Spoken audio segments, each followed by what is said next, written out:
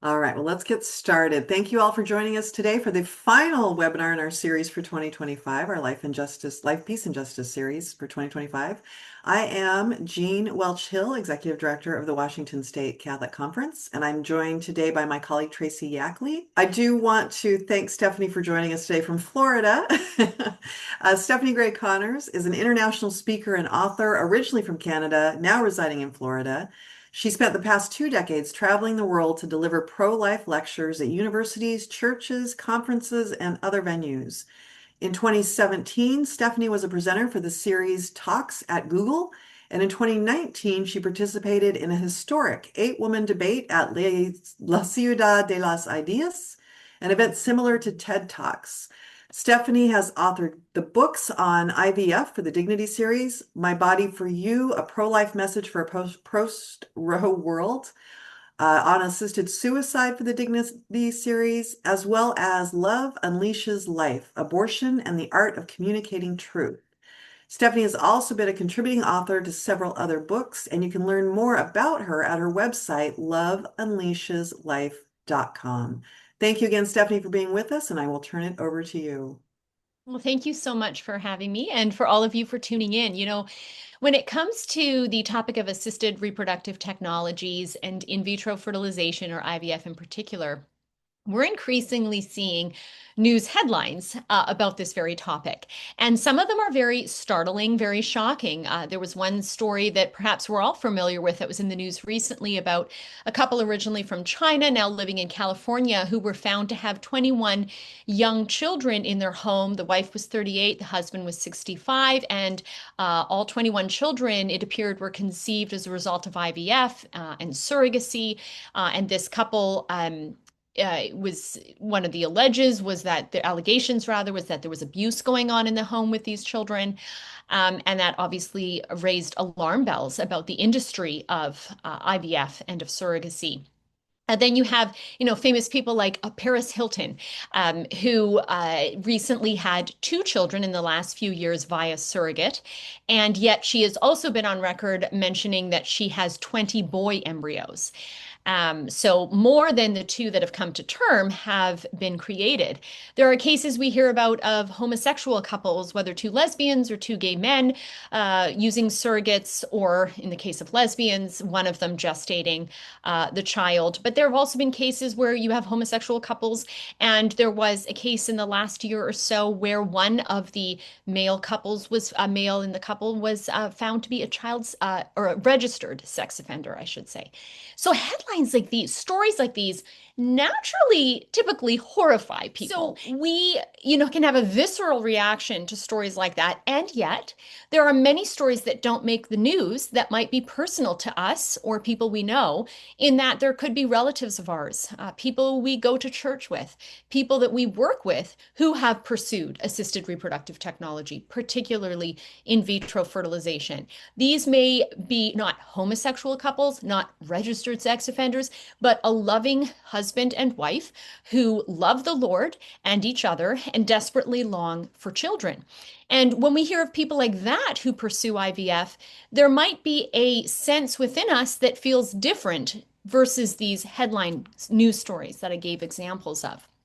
And so this really compels us to ask a question, and that is the pursuit of in vitro fertilization inherently wrong, or is it only wrong based on the circumstances? In other words, if you set up a set of circumstances that are okay, then IVF is okay. But in other circumstances, it's not okay. Or do we say across the board, it's always wrong? So are we asking, is the issue who does it? Is the issue how is it done? Is the issue why is it done? What's motivating someone? Or is the issue what is done? What is the very nature of the procedure? And so what I want to dive into today is looking at IVF and being able to explain to others about IVF from the perspective that its very nature is wrong. It's inherently wrong, regardless of one's motivations, desires, how they pursue it, and so forth. But that is a hard position to state, let alone defend. not because there aren't good arguments for that position, but because the desire for children is natural and good, and the cross of infertility is very, very heavy.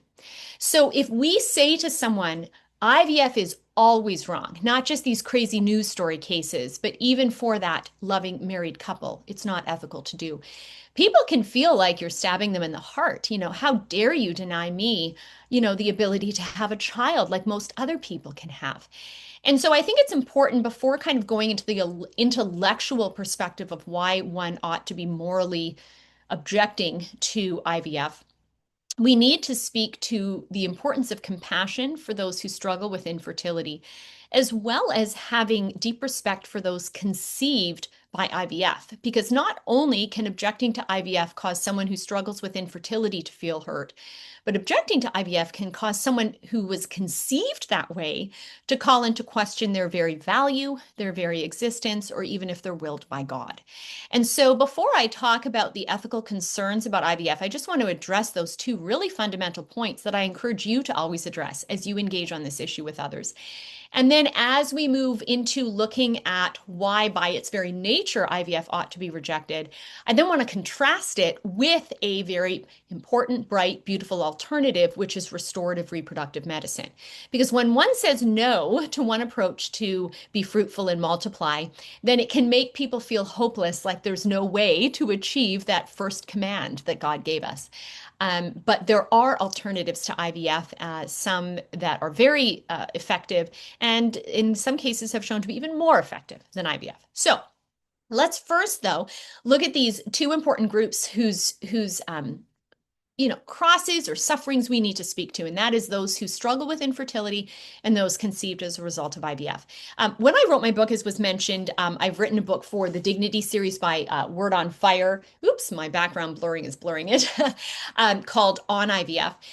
And one of the things I do straight out of the gate is speak to the heavy cross of infertility. I have a number of friends who have different stories of struggling to conceive children. And so, they were willing to let me interview them and share their stories. And so I wanted to bring that into the book in order to connect with people who may have a similar story, for them to know that there are other people who can say, yeah, this is a terrible suffering. This is a great burden. This is a cross that we wouldn't ever wish on anyone else. As I mentioned, the first commandment is to be fruitful and multiply. And when you come from a faith-based perspective, whether that be Catholic or maybe some Protestant denomination, there is that perspective that we want to have children made in God's image. We want our love to bear the physical fruit of offspring. And so we need to acknowledge that that is good. And that when we hear the suffering of other people, we can say, wow, that is not good, what they've had to go through. And I find an analogy that can be very helpful, and I mentioned this in my book, is talking about the desire for children being unmet can be very similar to talking about the desire for a spouse being unmet. Both desires are good. Most people are called to marriage. Most people are going to have biological offspring. So when you desire marriage and you haven't found that spouse, or when you desire offspring and you're not able to have them, those are terrible tragedies. Those are hard things to live through. Using the analogy, though, what I think can be helpful is to then say, well, let's consider when it comes to the desire for a spouse. One of the points I make in my book is to look at the case of China, where you have a profound male-female imbalance because of a culture that has preferred male children to female children and for decades had a one-child policy. And so boys were chosen over girls, whether that was with female infanticide or female abortion, so that you now have a point of, I think it's close to 40 million more men than women in China. And there are a number of documentaries you can see about this gender imbalance, but what it shows in the documentaries I've seen is the terrible sadness that some of these villages that are like male-dominated villages, the sadness that these men live with, where they yearn for a spouse and they can't find a wife, and your heart breaks for these men. Now, how could one find a wife? Well, maybe it's possible you could meet someone around you. Maybe you need to do online dating. Maybe you need to travel. But there's an unethical approach that's being taken in response to the desire for a spouse in a culture and a country where there's a male-female imbalance, and that is human trafficking. And so you can find documentary after documentary of men in China who are pursuing human trafficking, whether it's women within China or women from other countries like Vietnam and Cambodia who are being forced into forced marriages. And we could all say, okay, the desire for a spouse is good, but pursuing that desire by way of using human trafficking is not good. And so, in the same way, getting to this analogy, going back to the desire for children, we can say the desire for children is good. And there are ethical ways to pursue that. There's restorative reproductive medicine, which we'll talk about at the end.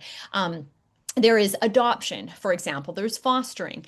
And those are ethical ways to achieve this type of experience of parenthood.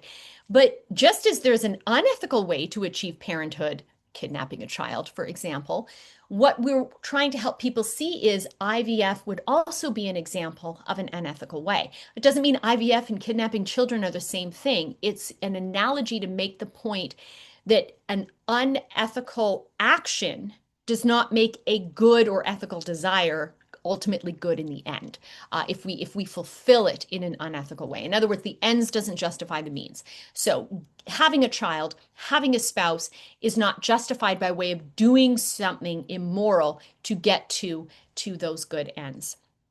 The next point I think that's important to speak to is the fact that if you criticize a method of creating someone, those who have been created that way will say, so are you saying I shouldn't exist if I was conceived by IVF? And here is where we want to say it is possible to disagree with how someone comes to be and yet be grateful for who comes to be. Because if you were to take, for example, someone conceived as a result of love through their parents' marital relationship, and contrast that with someone conceived as a result of lust through a college hookup, and contrast them with someone conceived by rape through violence, and contrast that with someone conceived via technology through IVF. We would say not all four ways of conceiving those four individuals are equal. They're obviously not equal. Being conceived as a result of love is a million times better than being conceived as a result of violence. There's no good in the violence that occurs through the act of rape. But who has come to be? All four individuals are equal in value and equal in dignity and willed by God and endowed with a soul. God, in his majesty, can bring good out of bad, out of sin, out of evil. It never makes the bad, the sin, or the evil good. It just makes God good. He has this ability to bring good from bad. And even if you take, for example, a hookup, the individuals conceived outside of marriage are valuable, they're unrepeatable, they're irreplaceable, they're made in God's image, and they are good.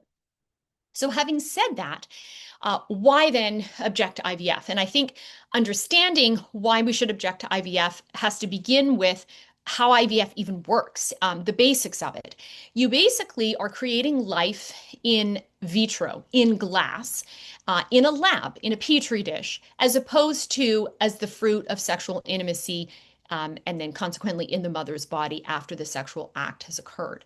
So in order for IVF, the baby to be created in vitro, in a lab, in order for that to occur, you need to obtain sperm and you need to obtain egg, and someone's got to put the sperm and the egg together. So it is a scientist that is going to put those parts together, and it's a scientist who's going to obtain those parts. So a woman takes a number of drugs to stimulate her ovaries so that they release a lot of eggs. Those eggs are then extracted, and then a man provides a sperm sample, typically through an act of masturbation. There are some alternative ways that people could suggest that you could obtain the sperm. We can discuss that during Q&A if you wish, but the most common way is through an act of masturbation. So already we have an act of sin occurring to obtain the sperm. Then these parts are put together, and if an embryo successfully comes to be, the one-celled embryo, the scientists watch it, and then within a few days, they either attempt an insertion in either the woman's body or a chosen surrogate's body, I should say the mother's body, the biological mother's body, or a chosen surrogate's body, or the desired mother's body, but not the biological mother's body, because she might have chosen someone to give their eggs or sell their eggs to her for this process. Then once the child is inserted, it's a waiting game to see if the baby implants. Once the baby implants, it's a waiting game to see if it's going to be a successful pregnancy that leads to birth. So, knowing those basics, we can say that we ought to reject IVF and instead embrace its alternative of restorative reproductive medicine. We ought to reject IVF because it jeopardizes life, it kills life, it dehumanizes and commodifies life, and it manufactures life. Okay, so those four things. It jeopardizes life, it kills life, it dehumanizes or commodifies life, and it manufactures life. So looking at the first one, there was a case that came out in the news in the last few years in the state of Alabama. It was a big lawsuit because a couple was informed, or a couple couples, I believe, that someone had walked into an IVF lab's storage area where their frozen embryos were being kept in a freezer, and picked it up and dropped it, and the vials crashed, and the children died. So right there, by virtue of being in an environment like a freezer, in a lab outside of the mother's body, there is risk that a human could harm you. Even the scientist in the lab, as they are dealing with the very tiny embryo in the petri dish, I mean, one wrong move, one wrong temperature in a certain environment that you're working in, this can destroy life. So there's risk of harm, the jeopardizing of life. Then you have, once some embryos are frozen, to be pursued later for insertion in case the first attempted insertion of other siblings doesn't take, or if a couple wants to return a few years later and have more children. So some embryos that are created in the lab will be frozen, assuming they will be returned to, although not always. And one report I read from a fertility clinic said that there was 80 to 90% success rate in the freeze thaw process, meaning once you thaw the embryo that you froze in, it will still be alive and able to be inserted. Now, other things that I've read say 95% success rate, but even look at those numbers, it's not 100%. So even if we were to go with, okay, you have a 95% success rate in the freeze thaw process, that means 5% of children won't successfully thaw alive in that process, and that jeopardizes lives. Then you also have a situation now where we have more than 1 million human beings, has been estimated in the United States alone, in freezers. Not all will be returned to, and so their lives are in jeopardy. Then there's the fact that IVF directly involves killing some lives in order to create others. So the estimate of about years of IVF is that there have been 9.8 to approximately 13 million, somewhere in there, of successful live births of children conceived by IVF. But for one child to come to term, we have to ask ourselves how many children were created in the lab, and how many of those children have lost their lives. So sometimes you can have 10 embryos created, 20 embryos created. But if of your batch of 20 embryos, only one is ever brought to term, that means 19 human beings have lost their life for one human being to come into existence. So once we start getting into the million, let's say between the 9.8 and 13 million that have come to birth from IVF worldwide, let's just give the number 10 million, okay? If for every one of those children that have come to term, only 5 have lost their lives, that's 5 times 10 million. That's 50 million human beings have lost their lives for 10 million human beings to come into existence. But what if it was 10? What if it was 15? What if it was 20 who lost their lives in some of these cases? So some ways children lose their lives is very early on in the lab. They're just not chosen because they're considered genetically unfit. And so then they're destroyed and not even put in the freezer. But another way some embryos lose their lives is, in some cases, they insert a lot of embryos at once, so hoping that at least one takes. But if you insert, let's say, 5 embryos, there's a risk that all 5 could implant in the mother's uterus. That would be a multiple pregnancy of extreme proportions that puts both the mother and the children's lives at risk. And so the doctors in that case would then say, well, we're inserting them all, expecting only one or two will implant. But if all five implant, we can sign you up for the selective reduction program where we will go in and we will selectively reduce, which is code for abortion, 3 or 4 of the embryos, and then the one will be left to grow to term. So then you can have direct killing that way. And then another way that you can have direct killing is through focusing on genetic testing, sometimes done at the very beginning, as I mentioned. And if the embryo is perceived to be not genetically fit enough, they're not even inserted or frozen and they're destroyed right away. But you can have cases where certain genetic anomalies aren't determined in the lab. And it's not until a pregnancy takes, and maybe at subsequent testing at 12 weeks or 20 weeks, it's discovered that the child conceived by IVF perhaps has Down syndrome or some other genetic anomaly. And there have been cases where people pursued IVF desperately wanting children and have then pursued an abortion of the child that was to them considered to be genetically unfit. I saw one reproductive technology company online that was explaining kind of the payout process for someone who is a surrogate. And I think you could earn like 50, 60, $70,000 for being a surrogate for someone. But if partway through the surrogacy, the couple that want the child and had the child created find out something about the child that makes them not want the child anymore, the company said there would be a $10,000 payment for the surrogate to have an abortion. So there is some very disturbing examples here of the direct killing that is involved in a process we typically only in the society at large think of being a life-creating process, but it's also life-destroying process.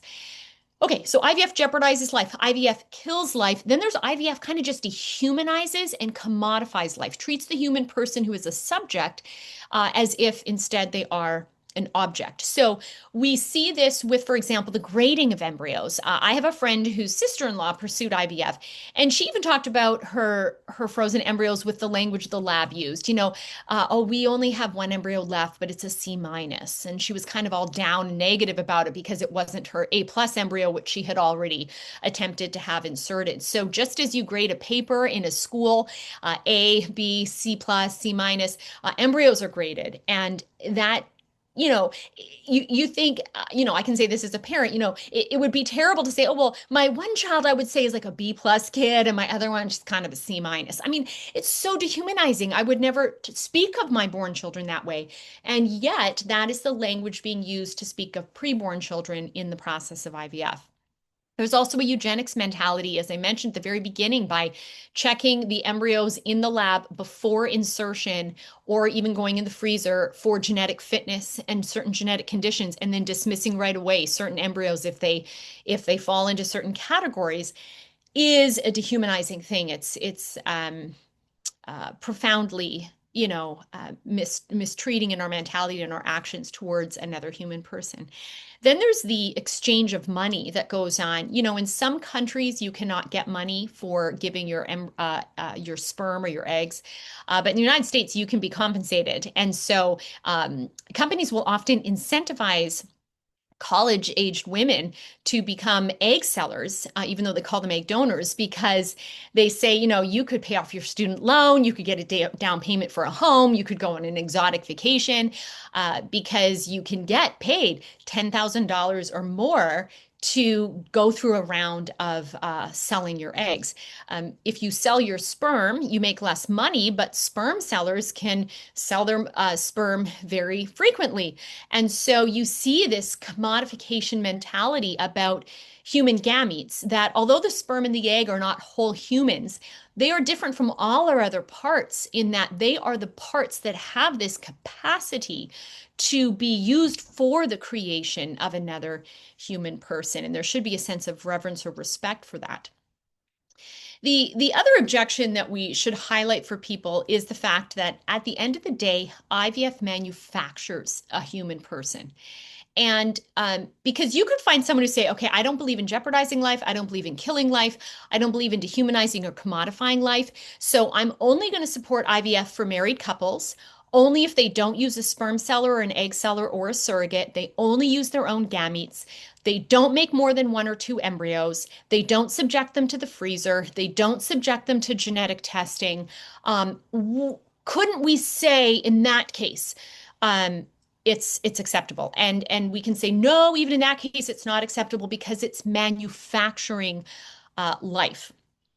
First of all, there's still the risk of human error. And if you go on the internet and go into Google and type IVF gone wrong, you are going to find horror stories of labs incorrectly grabbing one client's sperm and mixing it with a different client's egg, where it should have been the other sperm that was used. So now you have forever created someone who we could say, morally speaking, should never have come into existence. If one's motivation when using IVF is to say only married couples, meaning only the husband's and the wife's sperm and egg, there's still the risk of human error when you involve an outside third party external to the marital act, putting parts together, that they grab the wrong parts and therefore make someone who's actually not your child. Or there have been cases where the right child has been created but inserted in the wrong person's body. And this isn't discovered until after birth, when the woman looks at the baby and is like, I'm white, this is a black baby, or vice versa. And then you go through, oh my goodness, then if this is not my child, do I have a duty to hand this child to the biological parents? But what about the bonding that I went through? So all this to say, there's still risk of human error even if you try to narrow the parameters. But even if there was no human error, although we can't ever avoid that, at the end of the day, it involves manufacturing the human person. And we are, as I mentioned earlier, subjects, not objects. Objects are manufactured. Objects are made sometimes by our own hands, but often by contracting out a third party and saying, hey, can you make this for me? Or someone already came up with an idea and I'm just going to go to the store or go online. I'm going to buy their product. But humans are different. So we ought to come to be differently than how objects come to be. And so God designed humans, subjects, to come to be through a communion of persons. If you make life, quote unquote, the old fashioned way, you literally have to come together for the life to come to be. The husband and wife have to have sexual intimacy. And, let's say they have sex 5 days in a row, Monday to Friday, and using a fertility monitor, discover the woman releases an egg on Thursday. At the end of the day, which act of sex creates their child? We don't know.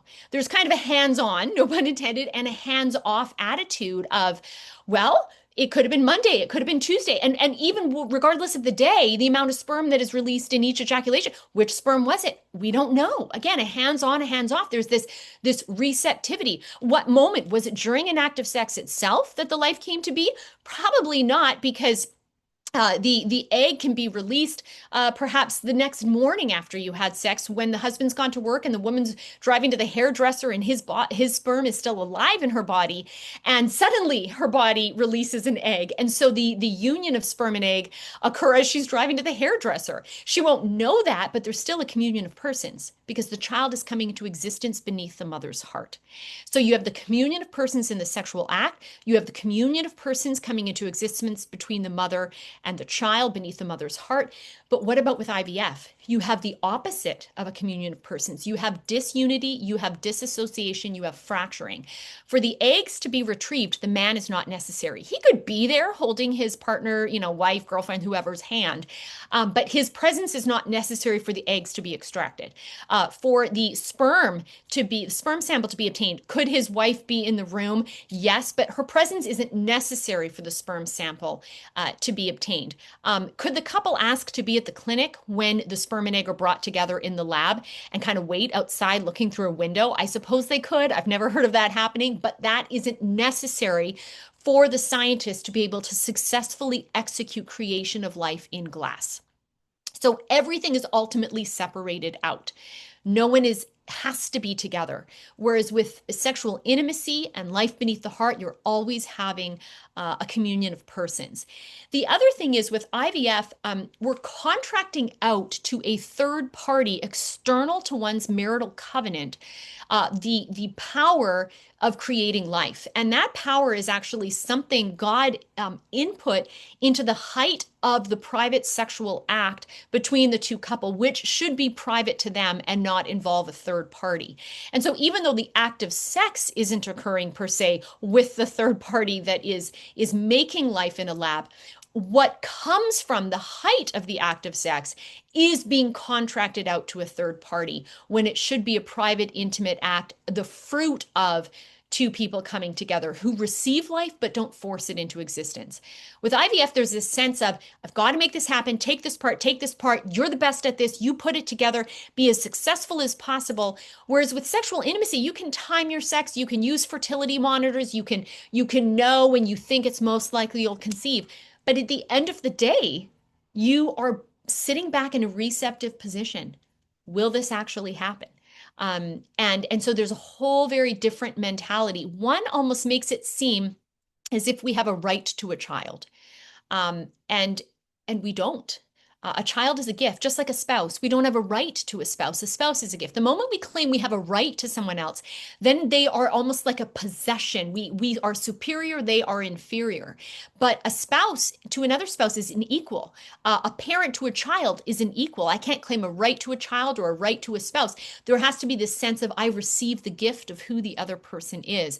And through sexual intimacy, we best reflect that and achieve that. But when we manufacture life, it has a sense, whether our heart feels this or not, it has the appearance, the look, and the very nature of forcing, making, manufacturing, and almost claiming a right to something and someone we don't have a right to. So where do we go from here? Before we open to Q&A, it's very important then to talk about what the alternative is, which is restorative reproductive medicine.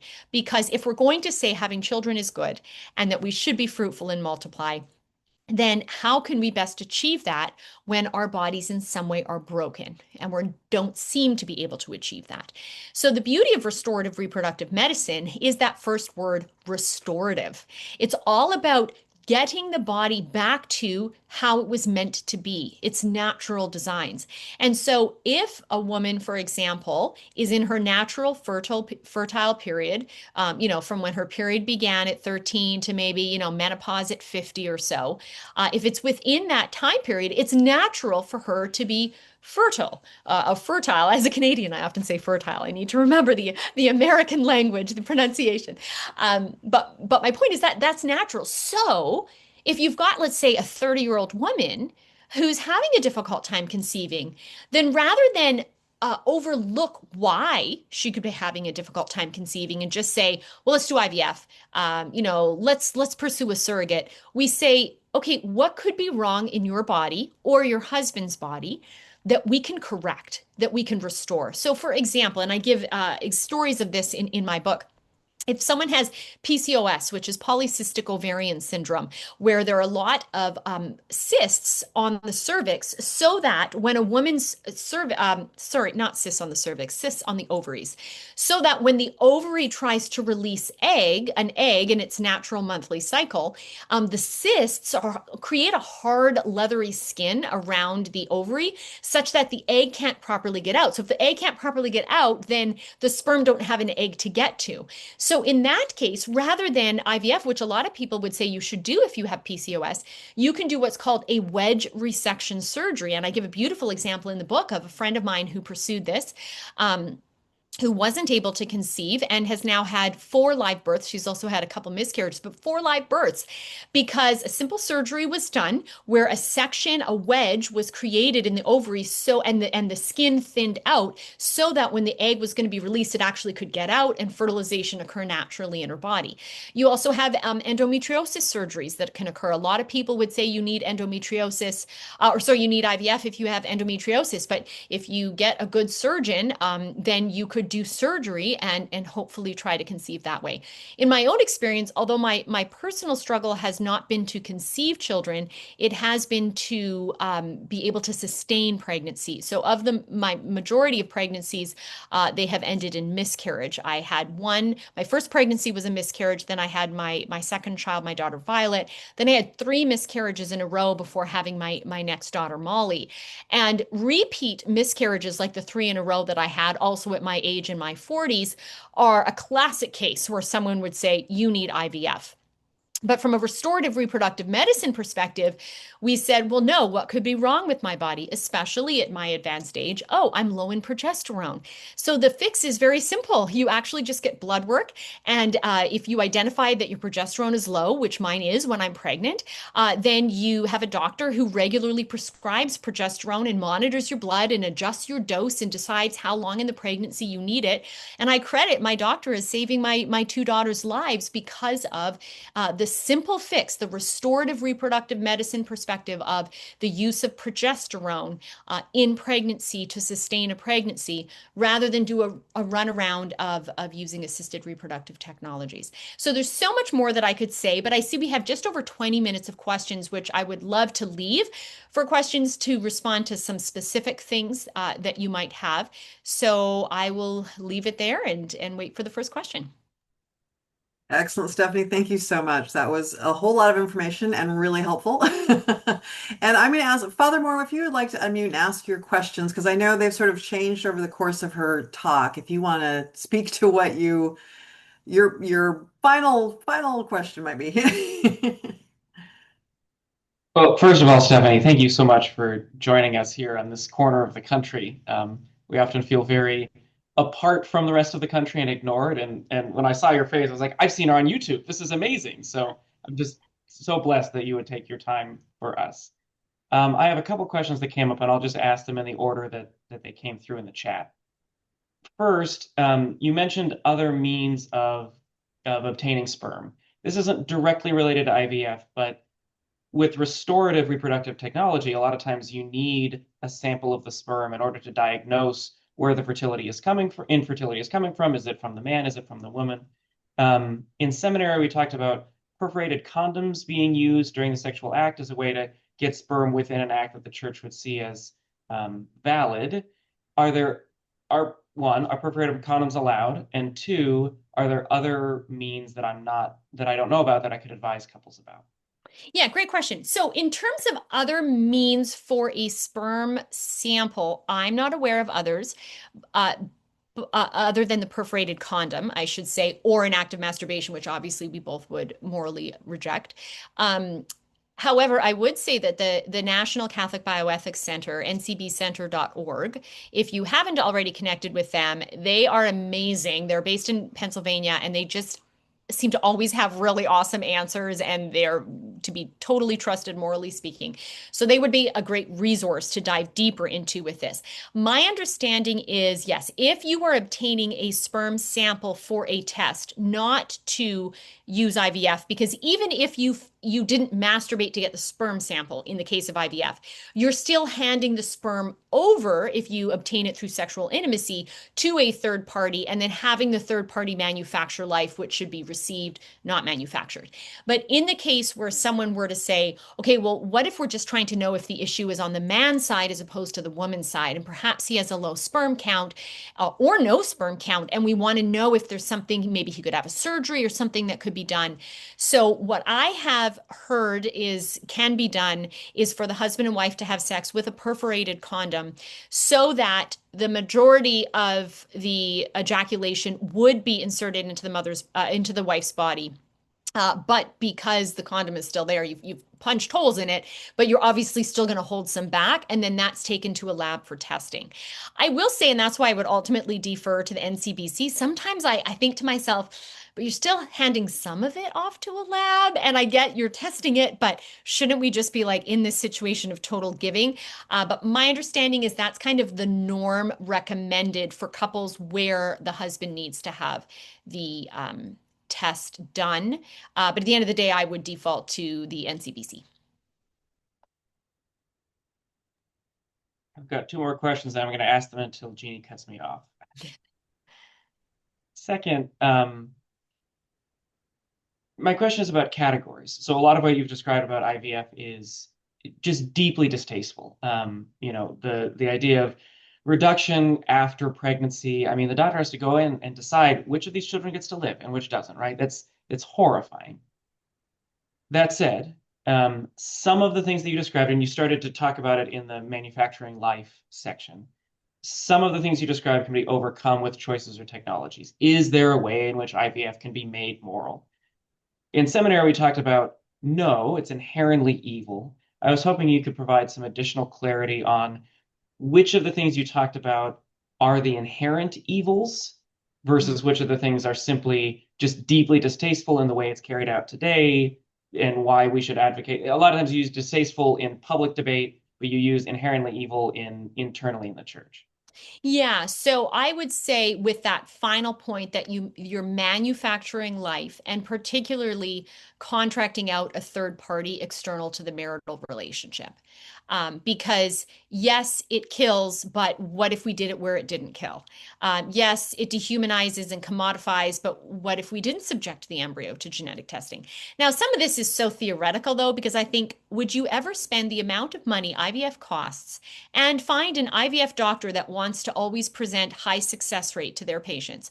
Would you ever find someone who would pursue IVF with those parameters I said? You know, one or two embryos, never frozen, never subjected to genetic testing, which, you know, I think so, but yeah, at the end of the day, it's inherently wrong because we're manufacturing a subject and we ought not manufacture subjects. We manufacture objects. That human life should be received as a fruit of a communion of persons coming together through the one flesh union of a married couple, not at the hands of a stranger in a sterile lab who's basically making someone.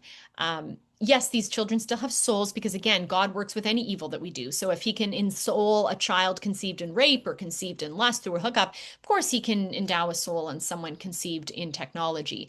But that doesn't mean it's okay to manufacture the human person.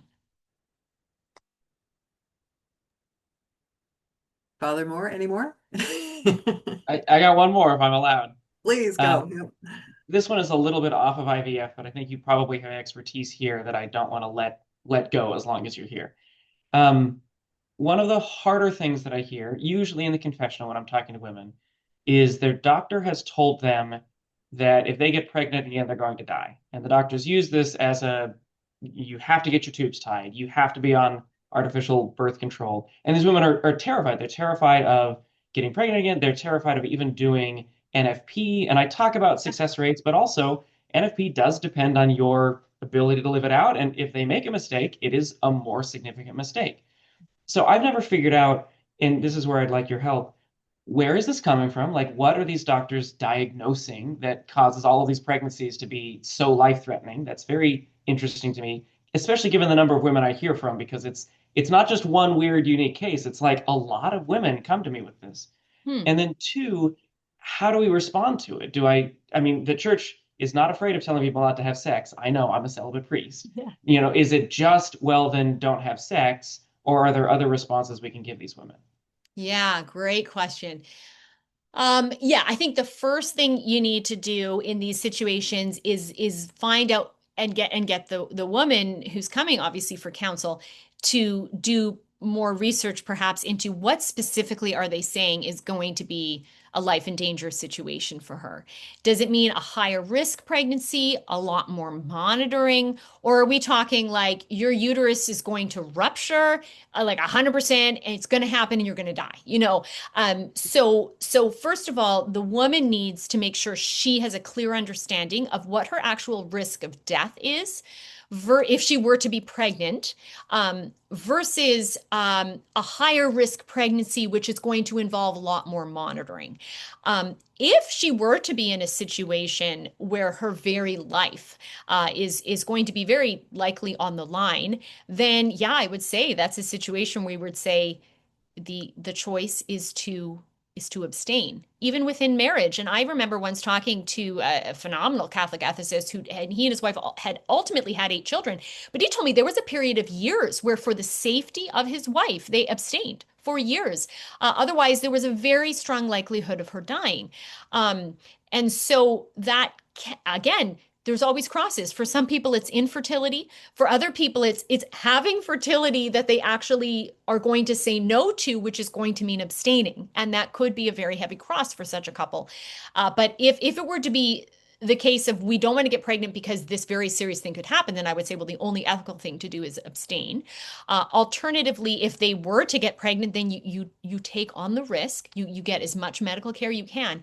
But I think we can't shy away from saying, if at the end of the day, whether we knew or not, our lives were going to be in danger, if a pregnant woman's life is in danger, we can certainly do anything ethical to try to save her and the baby's life. But if at the end of the day, there is not an ethical way to save her life, I say now as a mother, I would rather die earlier and live a shorter life than live longer with the guilt that I killed my child in order to preserve my life. And we see, with Saint Gianna and other saints who were willing to lay down their life for their children.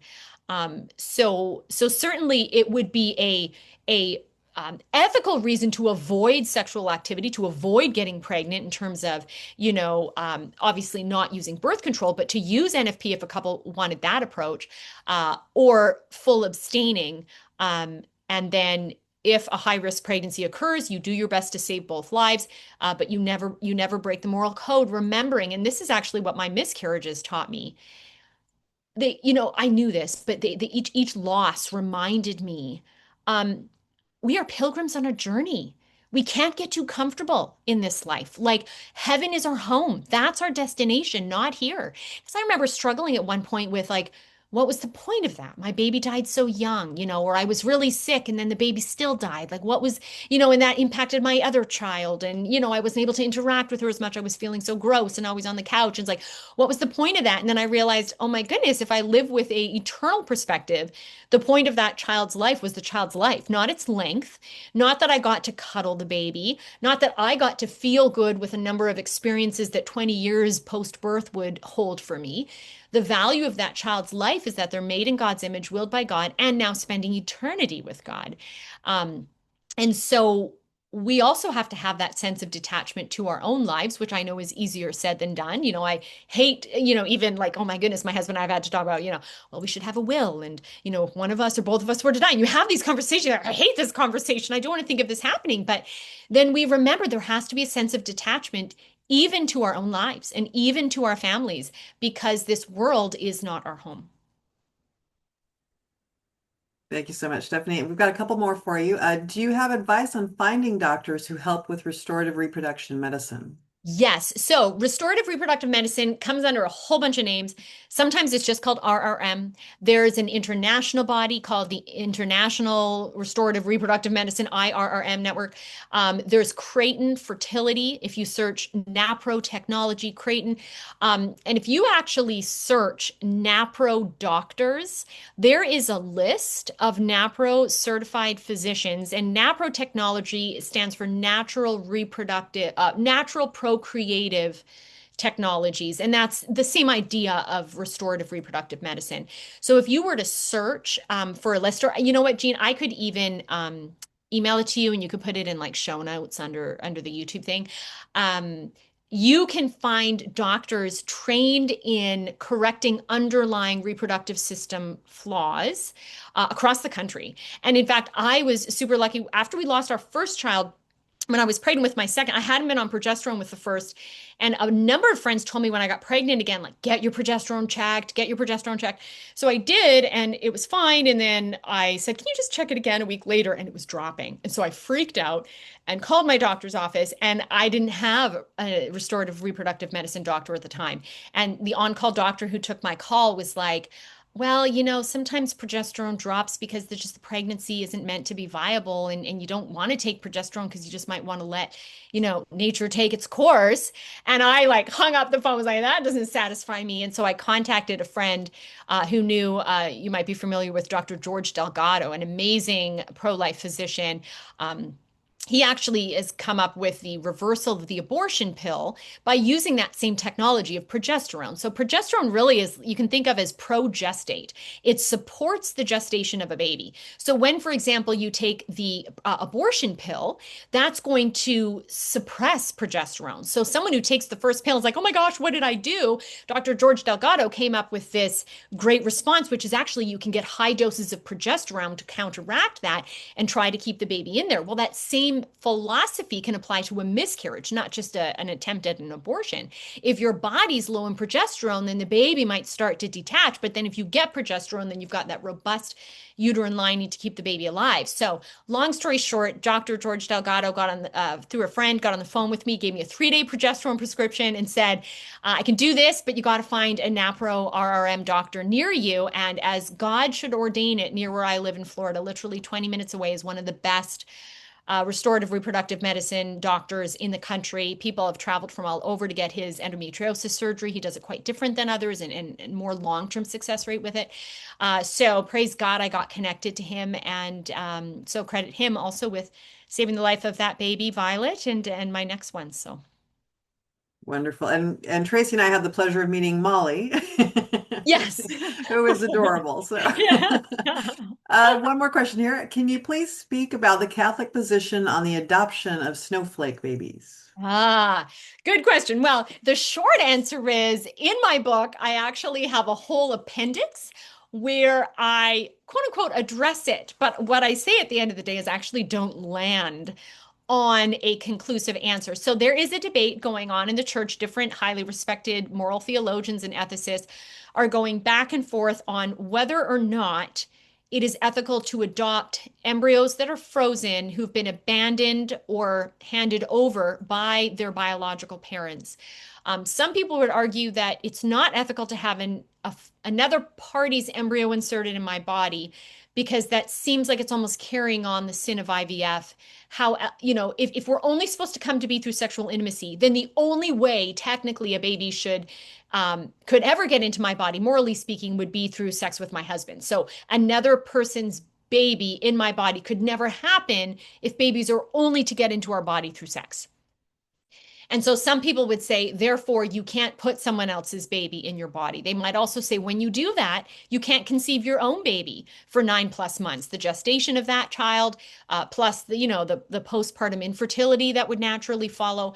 What priority does a married couple have to prioritize creating their own offspring? Even though we can rescue someone else, if I adopt a born child, I could still conceive my own child. But if I adopt a frozen embryo, I literally cannot conceive my own child because my womb is quote unquote occupied. Other people will say IVF is a sin because you're manufacturing life. As I said, you're creating it in a lab, you're using a third party external to the marriage, but the sin is over. So now we have embryos. And if we had a born child who needed to be wet nursed by someone's breasts, can't we have a preborn child who needs to be inserted into someone's uterus? So some people would argue that in a sense, it's a type of rescue that we're not morally obligated to do, but we could perhaps in an act of abundant generosity do. So I kind of unpack this in my appendix and go back and forth, but I will say that over the years, I've wrestled with what my view is. I lean to rejecting it.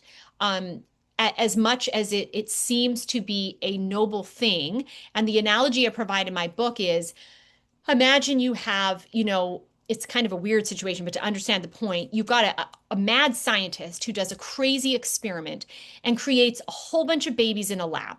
And he's able to bring them to term. There's no surrogates needed. They're all created in incubators from the beginning for 9 months.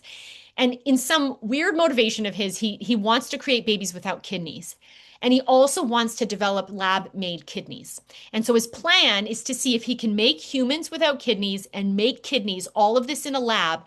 And then when the humans get to birth, transplant the kidneys he's made in the lab into the babies he's made in the lab. Well, let's imagine that this crazy scientist successfully makes babies in the lab that come to term, but fails in his effort to create kidneys in the lab. And let's say there's suddenly police get wind of what's going on. And so they break into the lab and discover, there's 100 lab-made babies that lack kidneys and there's no kidneys for them. Can we save their lives? Well, we could if we got kidney donors, but those would be other babies. And is it ethical for me to say to my child, before they have the age of reason, I'm going to have your kidney removed from you to save this other child? Even with organ donation, that can be a whole other presentation. But even if you have living organ donation, in the case of a kidney, you still it's not a duty because your kidney's primary purpose and function is in your body for your body. So you might share your kidney or you might share your blood, but there's no duty to do so, and it comes with health consequences. And for me to determine for a minor who can't make up her mind on her own to take her kidney to help someone else, I don't think we can do. My point is, we therefore then have 100 babies without kidneys. How do we save their lives? We can't save their lives, and so they die, not because we wanted to kill them, but because we didn't have an ethical means to save them. So those who would be uncomfortable with embryo adoption would say, I want to save these frozen embryo lives, but I question whether it's ethical to have them gestated by someone else, whether, and all of these other ramifications.